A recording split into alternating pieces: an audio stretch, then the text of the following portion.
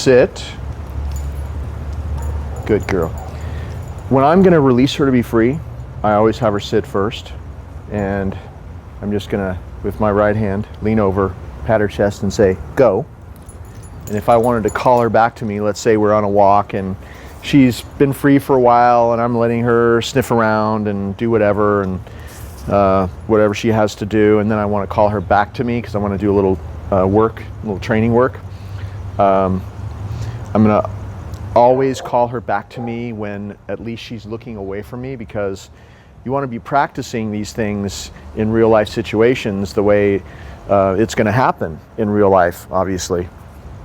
So in real life, she's going to be looking away from you, probably distracted and maybe moving towards something that you don't want her to be moving towards, whether it's another dog or a person, or if it's something that is on the ground you don't want her to get into. And so she needs to be accustomed to hearing that command and breaking away like a reflex, no thought in there, no matter what it is, breaking away, putting on the brakes, and coming straight back to you. So if you practice this way, she'll have that skill. So even if she's just paying attention to only you, let's say there's nothing going on and she won't stop looking at you, which will happen more and more with this training, by the way. It's going to be more and more about you if you're the one doing this training with her. You may have to even create your own distraction like I'm about to create. So I got these little pieces of the natural balance in my hand. I'm saving a couple pieces, but I'm also going to toss one of them to create a distraction. She'll be moving away from me, distracted, and then I'll call her back from it. So you can toss it. Come. See how I'm calling her back to me? Good. The left hand, you want to take that leash so that you have her. It's not loose. You have the leash, you step into her and have her sit. She's distracted. We have a bunch of birds over there. She's doing well though. There's a fly. she just got a fly. So I'm going to do it again for you. I'm going to release her. Go. Come. That was my distraction. Good. She went to the end of the leash, which helped, but I didn't pull her back to me. I said the command and she came right back to me. Notice that both times I've called her to me, I backed away, because if you're in the beginning when you're teaching a dog, you want a dog to have a rock solid recall, like a bullet coming back to you. Backing away draws her to you. And later on, after you've practiced this for a while, when you're not backing away, since your body language has caused her to always rush back to you, you don't have to back away anymore later on, because that's how she does it. She rushes to you.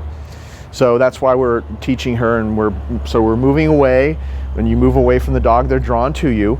Also, I've got the reward in this little target hand. It's not a half open hand. It's not, you know, she can't see that there's a piece of food in there or not. It's like a fist, because you're going to be phasing the food out soon, and you don't want her to know you're phasing it out. There can only be something in here a few times a day later on in a month or two. And you know, like every 6th or 8th time you call her to come to you, and she'll never know when there's something in there or not. And pretty soon she's just going to love to come to this target, because you're also accompanying, I'll do it again, go, that with come. See how she's coming to me? Good, like that, a good and a pet. And when you phase the food out, sit. She'll barely notice it's missing, because see how everything's timed? Everything happens at once. Good, the pet and the word and the treat. You phase the treat out and she barely misses it. And then also, maybe she still gets it once or twice a day, and she's always going to be going for that little lottery jackpot just in case. But when you have an emergency situation where maybe there's not going to be any rewards anymore, there's no leash or anything, somehow she gets out of the front door and you need to use that command, she's going to come back to you like a bullet if you practice this way, and you just use your empty target. She's going to turn around, see you backing away with this, and it could save her life someday. So you want to practice exactly like you see me practicing here.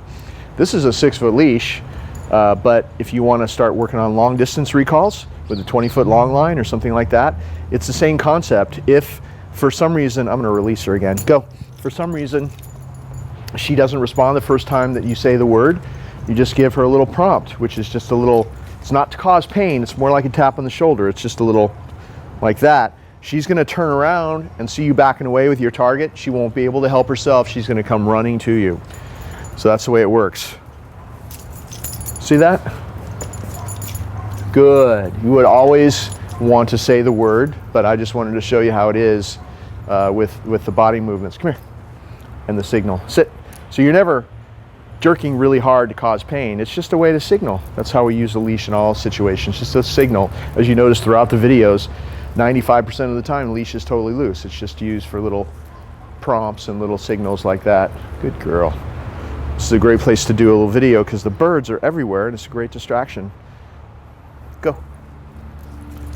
So that's how you want to practice your recall.